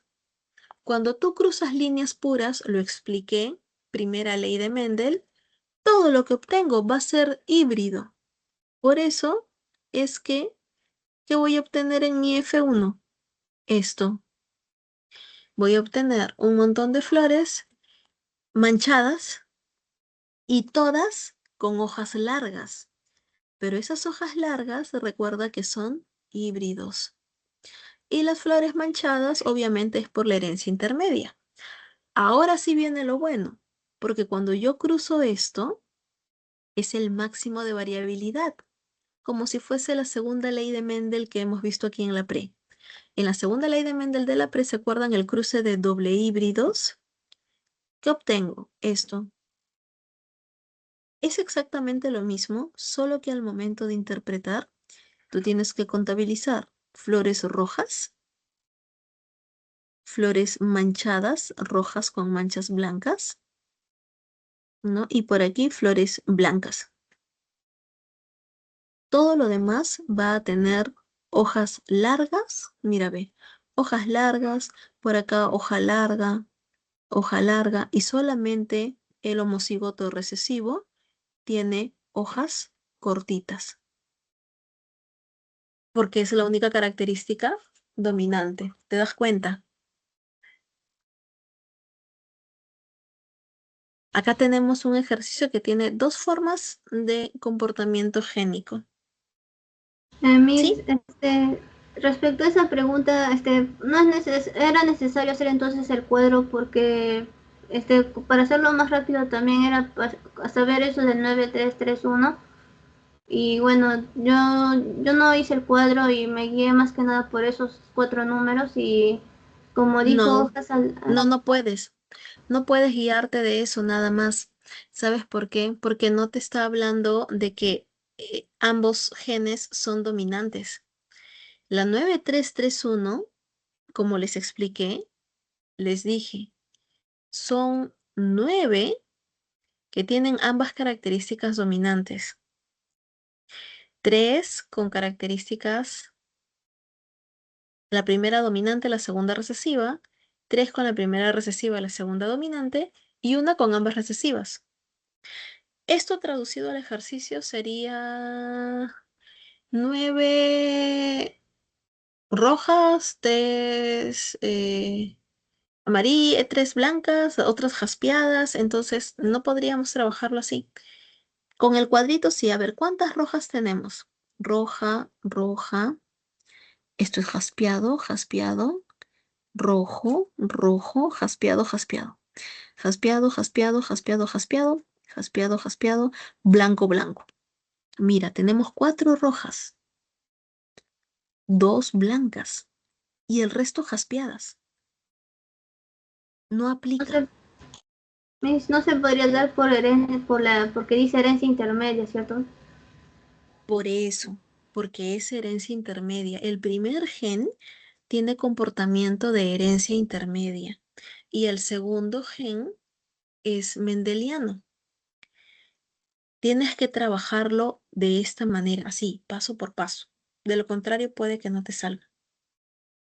Entonces sí era necesario hacer el cuadro, ¿cierto, Miss? Sí, claro, claro que sí. Sí, Miss, ¿y cómo podría hacerlo con el cuadro? Porque como son de híbridos los dos, y entonces, ¿cómo? así, así, mira, ¿sí estás viendo mi pantalla? Sí, Miss. Ya, mira. Aquí está el planteamiento, por eso te estaba hablando, te estaba explicando. Sí, préstame atención, porfis.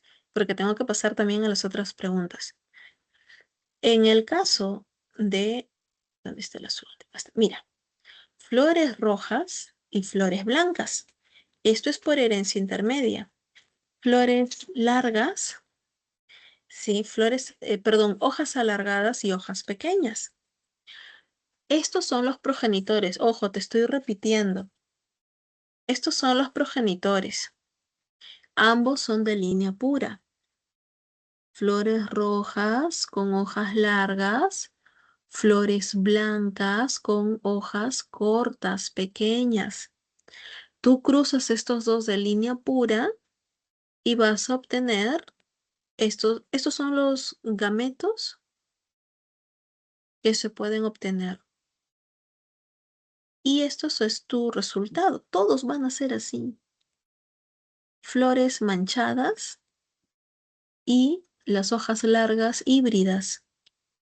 Mira los progenitores, son de línea pura. Primera ley de Mendel. Cuando tú cruzas líneas puras, todos van a ser híbridos. Es decir, si yo cruzo esto con esto, ¿cómo van a ser todos? Híbridos, obviamente, todos. ¿Y qué pasa si es que yo cruzo, por ejemplo, no sé, esto? Ya voy a cruzarlo esto. Lo cruzo con esto. Nuevamente, si estás cruzando líneas puras, el cruce de esto, todos van a ser así. Eso es una ley.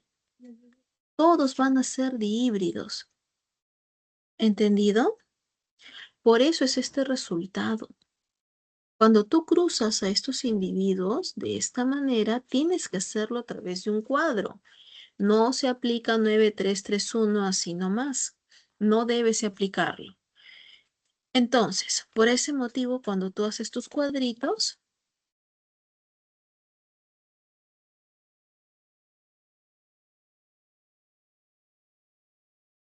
cuando tú haces tu cuadrito, vas a encontrar que ocurre toda esta variabilidad. Sí, Miss, sí entendí. Muchas gracias, Miss. Ok, de nada. Ahora sí, vamos con la primera pregunta. Te dicen, en el marco de un estudio sobre los principios de la herencia genética, un grupo de investigadores decide analizar características seleccionadas por Gregor Mendel en su trabajo con la planta Pisum sativum. Los investigadores deben determinar cuáles son las siguientes características no formaron parte de la selección original de Mendel.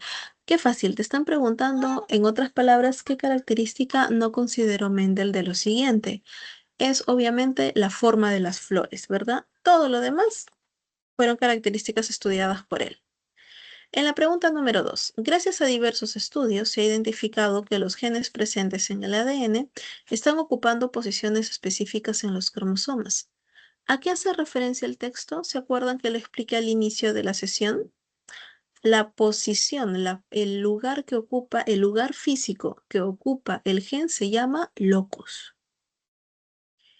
En la pregunta número 3, un botánico se embarca en un experimento para estudiar la herencia de caracteres en una especie vegetal. Decide cruzar una planta de línea pura que exhibe todos los caracteres dominantes, mientras que la otra presenta únicamente caracteres recesivos. ¿Cuál de las siguientes afirmaciones escribe mejor a una planta resultante de este cruce? Pues obviamente la que mejor describe va a ser una híbrida, ¿verdad? Porque te dice que todos sus caracteres van a ser dominantes. Por ese motivo es una planta híbrida. En un rancho dedicado a la cría de ovejas, un ganadero se interesa por la herencia del color de la lana, que está determinado por dos alelos, N mayúscula, que es el color blanco, y N minúscula, el color negro. Al hacer un experimento, dos ovejas blancas de las cuales una es heterocigota y la otra homocigota. Aquí te dan los genotipos. ¿Qué porcentaje de ovejas de color negro se puede esperar al obtener este cruce? Cuando tú haces este cruce, puedes hacerlo a través de tu cuadrito, N mayúscula, ahí está, mira, la heterocigota y la homocigota. Te repito, si no tienes mucha experiencia en problemas de genética, o así la tengas, haz tu cuadrito. A la hora del examen, todos nos ponemos nerviosos. Así que mejor inviertes un par de minutos más, haces tu cuadrito y ahora sí te aseguras que nada pueda fallar. Mira bien nomás. ¿Listo? ¿Qué obtengo de esto? Mira, 50% homocigotos y 50% híbridos. ¿Qué porcentaje de ovejas de color negro se puede esperar de este cruce? Si te están diciendo que dos ovejas blancas, una híbrida y una homocigota, ambas son blancas, en este caso el color blanco es dominante. Para que las ovejas sean negras, tienen que ser N minúscula, N minúscula. Por lo tanto, es 0%. ¿Sí? En la pregunta número 5 nos dice, en una pequeña aldea se ha observado un patrón inusual en la herencia del color de los ojos. Los padres de Ricardo tienen ojos pardos, pero él tiene ojos azules, mientras que Sonia, esposa de Ricardo, tiene ojos pardos, pero su padre tenía ojos azules. Finalmente, Josué, el hijo de Ricardo y Sonia, tiene ojos azules. Ah, claro, porque obviamente ellos son híbridos, ¿verdad? Teniendo en cuenta que ojos pardos es dominante y ojos azules es recesivo, ¿cuál es el genotipo de toda la familia? Mira, si te dicen que los padres de Ricardo tienen ojos pardos, pero él tiene ojos azules. Obviamente, Ricardo, si al final te están dando que los ojos pardos son dominantes y los azules son recesivos, ¿qué te quiere decir eso? Ah, que Ricardo debe ser homocigoto recesivo para que se pueda expresar el color azul. Y te dicen ahora que Sonia, esposa de Ricardo, tiene ojos pardos, pero su padre tenía ojos azules. Por lo tanto, Sonia debe de ser híbrida. Ella tiene ojos marrones, pero su papá tenía los ojos azules. Ahí está el alelo que le heredó su papá. Ahora te dicen que Josué, hijo de Ricardo y Sonia, tiene ojos azules. ¿Cómo será su genotipo de toda la familia? Claro, acá ya Josué, el hijo, tiene ojitos azules, obviamente heredando una minúscula de su papá y una minúscula de su mamá. ¿Sí? Por eso aquí Ricardo tiene que ser homocigoto recesivo. Está Chau, ya está Chau. Ricardo homocigoto, homocigoto, homocigoto. Sonia tiene que ser híbrida. Ujú. Ya está también Chau, ¿no? Nos quedamos, solamente estamos con esta o esta. Pero recuerda que te dicen los padres de Ricardo. Para que Ricardo, los padres de Ricardo tienen los ojos pardos, pero no pueden ser homocigotos, porque si no, no serían padres de Ricardo. Seguramente los padres de Ricardo son híbridos también. Pueden ser híbridos, claro, de esta manera. Nos quedamos solo hasta el momento con C y con D. Los padres de Sonia. Si Sonia es de ojos pardos, te dicen, pero su padre tenía ojos azules. Quiere decir que el papá de Sonia debe ser recesivo, y su mamá, por ejemplo, este de acá no puede ser porque el papá, acá los dos padres tienen ojos marrones y te dicen que el papá de Sonia tiene ojos azules, ¿verdad? Y Sonia tiene ojos pardos. Por eso, chau a la clave C. Cada uno de estos datos que te dan es para que analices cómo es el genotipo de los padres, el genotipo de Sonia, el genotipo de Ricardo y de su hijo. ¿Sí? La clave es la D. ¿Y qué es lo único que tengo que saber acá? Lo único que tienes que saber acá es lo siguiente. Que sea homocigoto dominante o híbrido, va a tener ojos marrones. Solo en el caso de que sea híbrido, va a tener ojos azules. Ojo ahí. Recuerda que un alelo viene de mamá y un alelo viene de papá. Si te dicen Yo como cuando te dije, yo tengo ojos marrones, ¿verdad? Tengo cabello negro, tengo una tez trigueña, yo tengo fenotipo dominante. Pero si te digo que mi papá es rubio, de ojos azules, piel blanca, y mi mamá morena, de ojos marrones y cabello negro, es posible. Pero con esa información tú vas a saber que yo soy híbrida, ¿verdad? Porque yo manifiesto el dominante, pero si tú sabes cómo es mi papá, sabes que tengo el alelo recesivo. Por darte un ejemplo, ¿me entienden? Un alelo viene de papá y el otro alelo viene de mamá. No se olviden de ese concepto. Les va a ayudar un montón para resolver problemas. ¿Sí? Por eso es que acá te hablan de los padres de cada uno de ellos. En la 5 es la D. En la número 6 te dicen, un biólogo decide investigar la herencia de la textura de semillas en plantas de arveja, donde las semillas pueden ser lisas o rugosas. Para ello, dos plantas con semillas lisas, ambas heterocigotas. Después de llevar a cabo el cruce, el biólogo obtiene un total de 72 descendientes. ¿Cuál es el número de descendientes heterocigotos que se puede esperar obtener? Bueno, recuerden que la semilla lisa y la semilla rugosa, la lisa es la dominante frente a la rugosa. Entonces, encontramos un aproximado de un 50%, ¿verdad? ¿Por qué? Te dice de que si está estudiando la textura, cruza dos plantas con semillas lisas, ambas heterocigotas. Si cruza plantas heterocigotas, va a cruzar estas dos plantitas. Sí, te dice, después de llevar a cabo el cruce, el biólogo cuenta un total de 72. Cuando hacemos el cruce, ya pues, haces tu cuadrito si gustas. Nuevamente, tomas un progenitor y por aquí, el otro.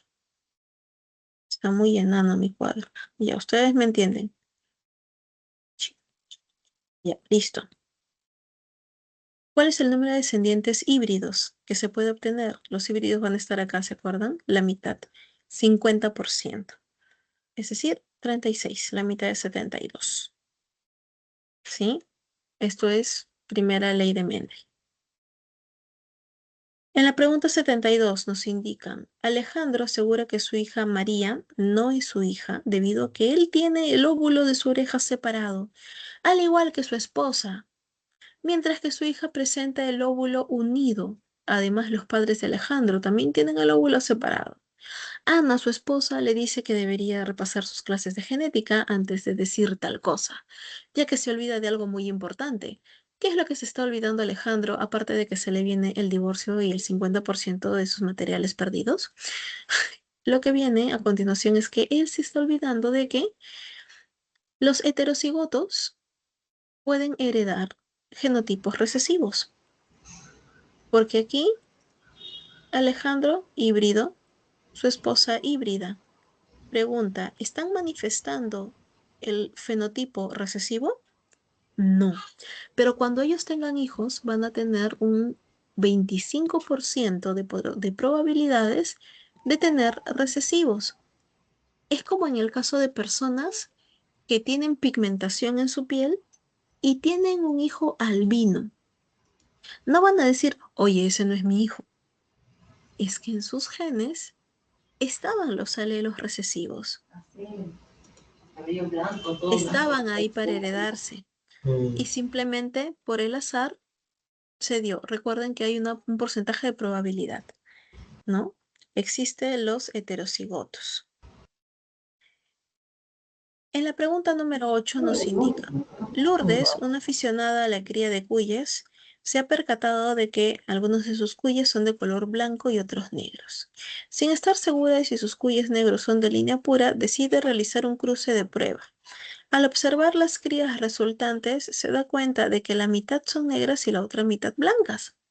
¿Qué conclusión puede sacar Lourdes entonces a partir de estos resultados? Mira, si te dice que no está segura si son de línea pura o no, decide hacerle un cruce de prueba. Por ello, se da cuenta que al cruzarlos, mira, mitad negras y mitad blancas.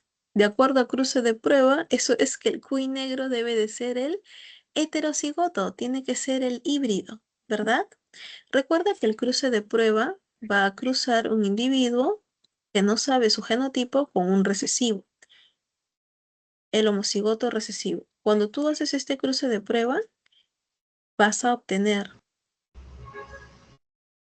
50% híbridos y 50% se supone que obtienes o recesivos o híbridos también. Va a depender. Por eso se llama cruce de prueba. Si tu resultado es 50-50, estás frente al heterocigoto. Pero si te sale el 100%, ese sí es una línea pura. Por eso se llama, recuerden, cruce de prueba. En la 8 la clave es la C, ¿no? Sería el heterocigoto. En la pregunta número 9 te dice, en su granja un avicultor, aves, ha obtenido que su grupo de gallinas presenta plumaje marrón o plumaje blanco, marrón M mayúscula, blanco M minúscula. Además de diferencias en el tipo de cresta, siendo algunas de cresta roseta y otras de cresta sencilla, R mayúscula y R minúscula respectivamente. ¿Sí?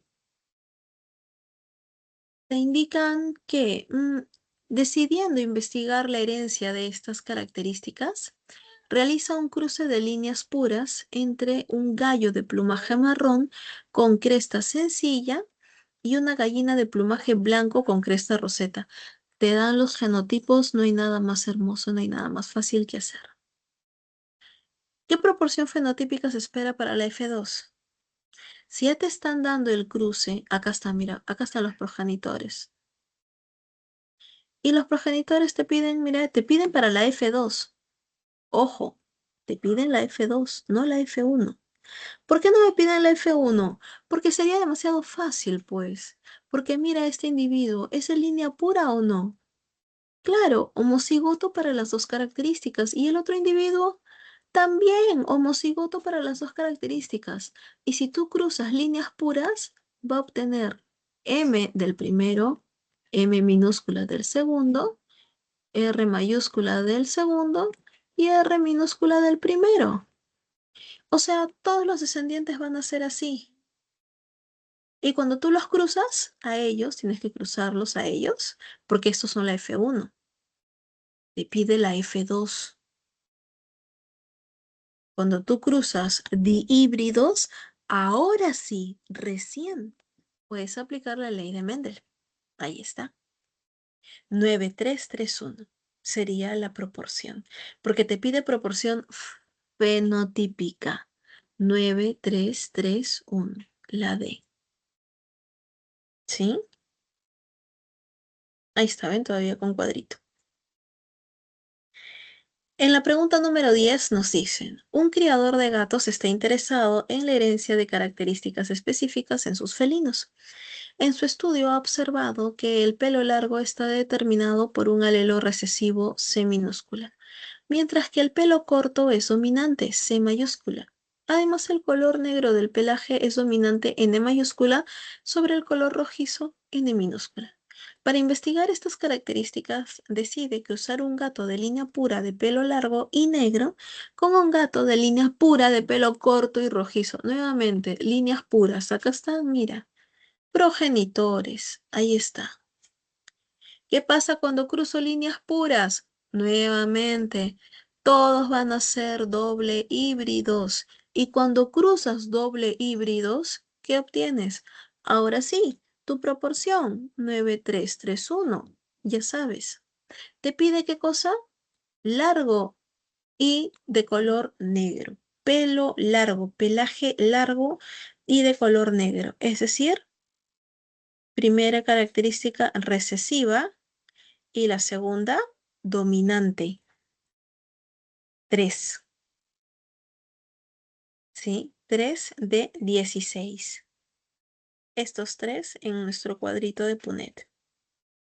¿Sí? Tienen que practicar esto del doble híbrido. No se olviden, por favor. En la pregunta número 11, en la siguiente imagen, a ver, una mariposa negra, una mariposa blanca y se obtiene una ploma. Facilito. Obviamente es la herencia intermedia o también llamado dominancia incompleta, ¿no? La 12 ya la hicimos, recuerden, es la letra A, la respuesta. En la número 13, nuevamente, ¿no? Que se observa en la imagen, estamos viendo el tipo de herencia de codominancia. Ambos quieren dominar. Se observa el color rojo, se observa el color blanco en la descendencia. Codominancia. En la pregunta 14 te mencionan, Josefa reporta que su madre de niña vivía en un rancho donde habían vacas, toros, blancos, negros, pero cuando estos se cruzaban daban terneros con manchas negras y blancas. Ya de grande supo que esto se debía a alelos que determinaban esa característica. Teniendo en cuenta lo dicho, ¿cuál es la probabilidad de obtener un ganado de color blanco si se cruzan dos individuos manchados? Ah, ya. Si se cruzan dos individuos manchados, imaginemos que A es blanco, B es negro. Y AB es blanco con manchas negras. Si los cruzamos, vamos a tener A con B, A con B y B con B. Y la única forma de que tenga, te dice, probabilidad de obtener ganado de color blanco. Es decir, solamente 1 de 4, ¿verdad? Van a ser negros, 25% negros, 50% con manchas y 25% blancos. Un cuarto. Y en la pregunta número 15 nos menciona el pelaje en los conejos determinado por un gen C mayúscula. Ah, ya, esto es cuando hay epistasis.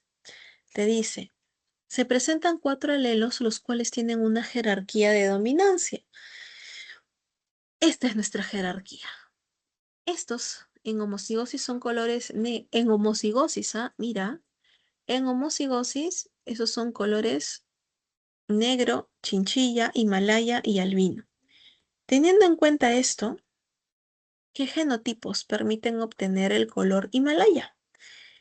El color himalaya se puede obtener cuando hay cruce con el mismo o con CH o con solo C minúscula, ¿verdad? Claro. No, el color himalaya es el tercero, CH. CH. Cuando está CH, con CH se obtiene color himalaya. Pero cuando está CH con CH, ¿qué obtengo? El dominante, ¿quién es? Chinchilla, ¿verdad? Para que salga himalaya tiene que ser con su mismo gen o con uno de menor jerarquía, es decir, es un gen menos fuerte, menos dominante, que sería el albino. Solamente estas dos combinaciones, ¿verdad? Porque C mayúscula te dicen que es negro, CCH es chinchilla, CH himalaya y C minúscula albino. ¿Sí? Por eso la clave sería la C. Acá está bien himalaya, pero ¿por qué no puede ser este? Porque si estaría la C mayúscula, este de aquí sería de color negro. Aquí obviamente no, negro, negro. Aquí color chinchilla, aquí albino. Aquí color negro y aquí himalaya. La única correcta por eso es la letra C. Recuerda, siempre apóyate en las claves para poder identificar cuál es la correcta. Así no sepas bien los conceptos. Revisa, ahí está la clave, te están mirando. Solo tienes que identificarla para poder marcar la correcta. ¿Sí? Listo, chicos. No les quito más tiempo. Muchas gracias a todos por su atención. En la pregunta número 15 es la letra C. Y conmigo será hasta nuestra próxima sesión. Nos vemos el próximo viernes. Practiquen, cuídense mucho, estudien bastante. Muchísimas gracias, chicos. Nos vemos el próximo viernes. Hasta luego. Mis, cuídese. Chao, cuídense. A ver, voy a detener. Chao, cuídense.